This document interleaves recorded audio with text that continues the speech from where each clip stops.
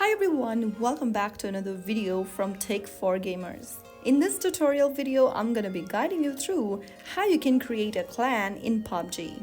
Creating a clan in PUBG allows you to team up with other players, compete together, and earn rewards. So here is how you do it.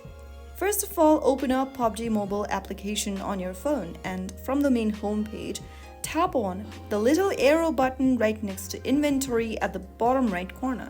Once you bring up this expanded menu, click on Clan. Inside the Clans tab, select Create Clan on the right-hand corner. You will then be able to create a new clan for yourself. You'll need to enter the clan's name, clan tag, or motto. Select your clan's emblem. You can easily tap on the clan's icon on the left and select a different emblem for your clan and click on OK. After doing so, tap on the Clan Name tab and enter the name for your clan.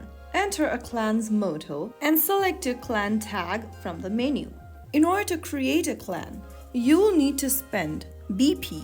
Click on the Cost button at the bottom right and click on OK to confirm. And right after you do that, you will be able to create a clan in PUBG. Now that you have your clan created, you can recruit new members, participate in clan events, and earn rewards as a team.